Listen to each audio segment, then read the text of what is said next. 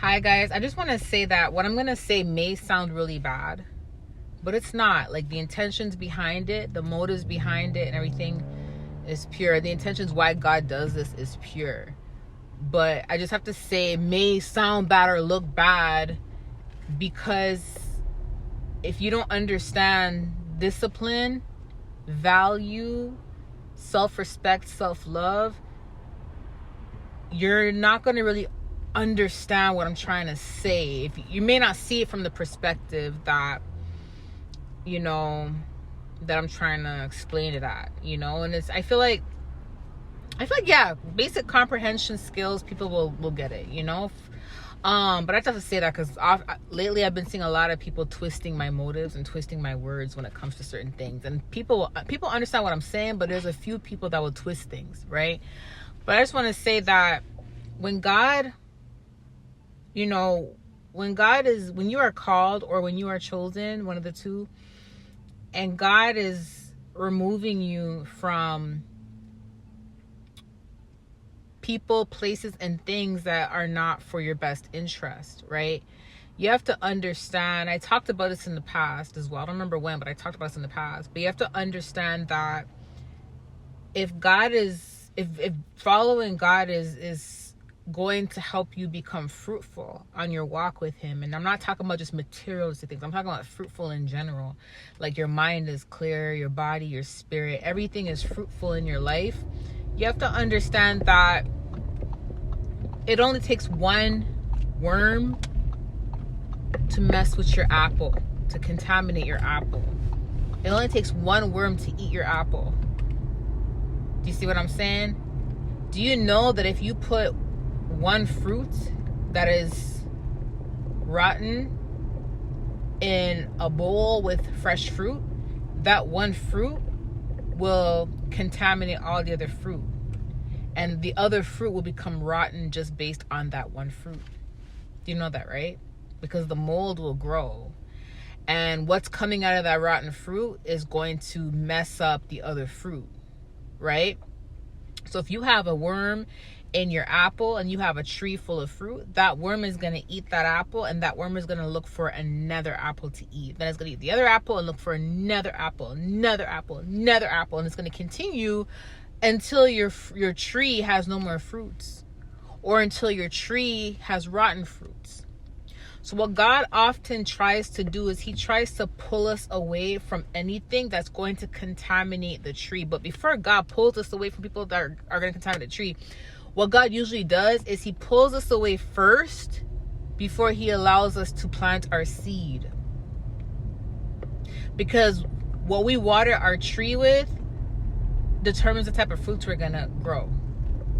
So if you have a seed and you plant it in bad soil, and you have people around you who are pouring bleach on your tree, chemicals on your tree's not going to grow. Your tree may even die before it even becomes a tree.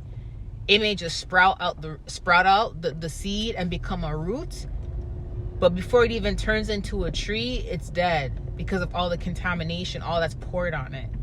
So oftentimes that's why when we are around people that we're not supposed to be around, or when we are around people who don't have our best interests at heart, who are low-key trying to block us and stop us, why do you think things tend to continue falling apart? Why do you think we don't receive what it is God has for us until after we leave? Joseph didn't receive all his blessings until his brothers sold him. So yeah, they sold him thinking that things were going to fall apart for him, but they actually put him towards his purpose. So it's when Joseph was sold, God started working in his favor. God wasn't working in his favor when he was with his brothers. He would give him dreams. Yeah, he had a dream and a dream, confirming the revelation, which is a prophecy. But things weren't fully working in his favor. It's when his brothers sold him, things started working in his favor. Things started actually falling into place. That's when he was able to actually plant his seed and start watering. And even when things came along the journey, God still allowed Joseph to continue watering his seed with water And every time something bad was happening, it's like God saved him from that and used that obstacle to bless him again, and bless him again. Right? But where he planted his seed originally mattered. You see what I'm saying? It mattered. That's why his seed wasn't planted originally with his brothers. It was when he left his brothers when his seed was actually planted and his tree started to sprout. So the point of me saying this is, many times, if you guys notice in your past, before you start walking with God, before you let people go, you notice how things were not really falling in order for you. You notice that your tree wasn't able to grow. No matter how much you tried, it wasn't able to grow. And that's because your surroundings, the type of soil you planted that seed in, was not good soil. 1. 2, you are unable to water your tree with good water, or even if you watered it with good water, your intentions were good. There was people around you that were low-key pouring chemicals on your seed, so it wasn't able to grow. It killed that tree. It killed that root. So what God had to do was, when you became reborn and you started following Christ now, he had to give you a whole new seed, and he had to pull you away, which is that separation, aka isolation period. He had to pull you away to ensure that you planted your tree in safe soil and good soil. He had to ensure that there was no one around you that can block your tree from sprouting into an actual tree, because it comes out the seed and it turns into a root. And God was trying to prevent anyone from messing with that root before it became a tree. Right? So the point of me saying this is, a lot of you guys in the past, I don't know if you guys noticed this, but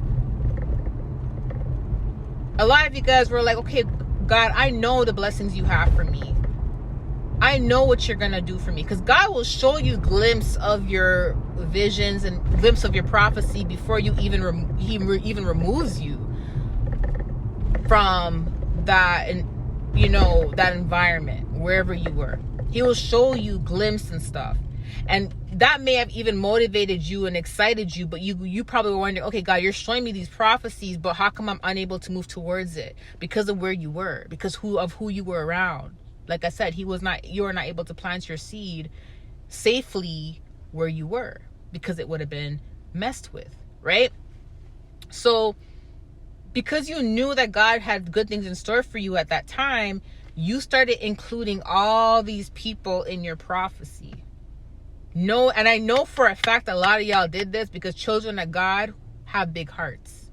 This is why I say it's about value, self-love, self-respect. But when you have a good heart, all that goes out the window, because all you're thinking about is everybody else. You're not even thinking about yourself. You're thinking about everybody else. Wanting to make sure everybody else is good, to the point where you lack self-respect, value, and you're blindsided by the deceit, because you want it so badly to make sure everybody else is good. But then you're wondering why nothing was sprouting, why nothing was growing. Do you see what I'm saying? So because you wanted to make sure everybody was good, you failed to realize that the very people that you were saying, God, when I get this prophecy, when it comes through, I'm going to bless this person, I'm going to bless that person, I'm going to make sure that person's good. You probably you counted your eggs before they even hatched, basically. And you were trying to determine who gets what of that blessing. And see, God was like, no. No. You're here trying to give to that person, saying when you get this, you're going to do this. And God knows your heart. God knows it's from a good place. But you see, what happened was, you were so blindsided by your heart, blindsided by, what's going on, to the point where a lot of the people that you were gonna give fruit to were the very ones who was stopping your tree from growing in the first place. are the very ones who would have continued to try to stop your tree from growing into an actual tree, into an actual stem before it became a full tree. These were the very people around you that was stopping your tree. And that's why nothing was able to fully grow. When you planted your own seed in your own soil, nothing was able to grow. But these were the very people that you were going to give fruits to. And you didn't know that. See, when God opened your eyes now and he removed you and you started planting your seed in good soil and you had no one around you to start to block the growth of that tree, you're able to watch the seed turn into a root and watch that root turn into a tree. You're able to watch the process. And you notice that ever since you did that, now you are able to grow. Now you are able to grow. And what God is trying to show you is that you are so blindsided by how good of a person you are, your heart, to the point where you didn't even realize the very people that you wanted to give fruit to were the very people that was preventing you from receiving the fruits in the first place. And the point of me saying this is, now that you're growing, you can't be so blindsided by your heart. Yes, you're supposed to have a good heart. Like I said, you're supposed to have a good heart. Good motives, good everything. But don't be so blindsided to the point where you allow people around you who are going to prevent the very blessings that you want to give. Do you see what I'm saying? Because now that takes away from you, the very person who deserves the blessings. And it's not selfish. God does this for your safety. He does this for your safety, to protect you. Right? You know, so I just wanted to tell you guys that. And it's no different from even with like relationships. It's no different. It's almost like, how could you grow being around someone who consistently hurts you? That takes away from what God wants to do in your life. When you pull away and you see your worth and your value, you start to bear fruit. You start to actually bear fruit, right? But anyways, I just wanted to tell you guys that as a confirmation that if you notice when God pulls you away from certain things, your life starts to get better. Those were the very people that may have been trying to block your tree. Because God can see what happens behind closed doors. God can see the hearts, the minds, and the motives of people. And like I said, we have big hearts to the point where we started making plans on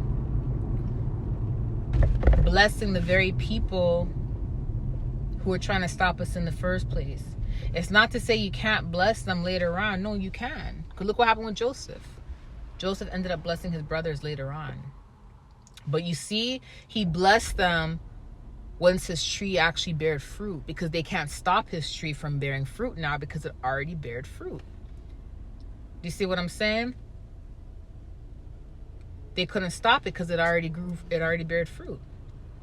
Right? And it's the same concept with you guys. It's like sometimes God will pull you away so your tree can grow in peace. Your tree can grow and you can actually bear the fruits. And then he will say, okay, bless who you need to bless. But you still have to be careful, because if you have someone around you while you have fruit, they can eat away at your fruit, and one fruit can turn other fruits bad. So you still have to have this cautious mindset and still have to move with discernment. Even if you do have a big heart, a good heart, you still have to move with discernment, because one bad fruit can spoil the rest. Do you see what I'm saying? And then you did all this hard work for what? For no reason. You waited for this whole tree to bear fruit. For what? One fruit, spoiled fruit, to mess up the rest. Because once that worm eats out that apple is going to turn rotten. And that rotten fruit is going to mess up the rest of the fruit.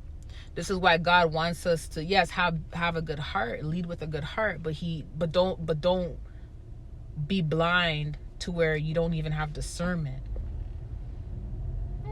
This is why oftentimes he has us in this isolation period and stuff because of that, right? But I just wanted to let you guys know that. Okay, so anytime God puts you through a separation or isolation period, or he tells you to remove yourself from someone, sometimes you may be like, God, why? But I'm telling you right now, obedience is better than sacrifice. And embrace the separation period. And also, you know, there's some things that you may not know that God knows. You know what I mean? There's people that feel certain ways about you, but they won't show it physically, and you may not even see it, because around you, they're smiling around you, they're laughing, and it's a good time when they're around you. But behind closed doors, they may have this animosity or this anger towards you, and you may not know it, but God can see it, God can feel it. Or it may not happen in that moment, but God knows, hey, 3 months from now, when your tree comes out the root, their heart's going to change towards you. God knows that. But you may not know that. You know what I mean? That's why some people only come in our lives for certain seasons, and then God pulls them away from us certain seasons, because if they're in your life for too long, it can turn really bad. That's why some people, they only come in our lives for certain seasons. You know? Because God prevents things from happening. Okay? One thing about God is he will put a pause on our blessings. Listen, people change. People change. You can be around. Imagine now God would have gave you. Listen, a lot of us go through attacks right now with witchcraft. Attacks from witchcraft. Attacks with a lot of stuff trying to block us. A lot of us go through these attacks, right? And could you imagine? And the reason why it's heavier now for a lot of us is because we know what's going on. It's because we're more sensitive now. Because we are aware, we have the knowledge of what's going on. Do you see what I'm saying? That's why it's a lot heavier now. Because the people that are attacking us, they know that we know what they're doing. Do you see what I'm saying? So it's a lot more heavier. They're not as discreet with it anymore. They're not as smart with it anymore. In fact, now they're a little bit more sloppier with it. You get what I'm saying? But could you imagine not coming to your senses and God giving you blessings while still being around the people that were doing this to you? This is why God sometimes puts a pause on blessings until we come to our senses. Because look at all these stories out there of people getting poisoned by their friend, poisoned by their family member. You know what I mean? Look what happened to Shanquilla. Shanquilla grew her tree in front of her friends, around her friends. You see what I'm saying? People can change. Jealousy and envy is, you know, yes, it's a natural emotion for people to feel that, but envy is very dangerous. Very dangerous. And people can change once they can be okay with seeing you plant your seed.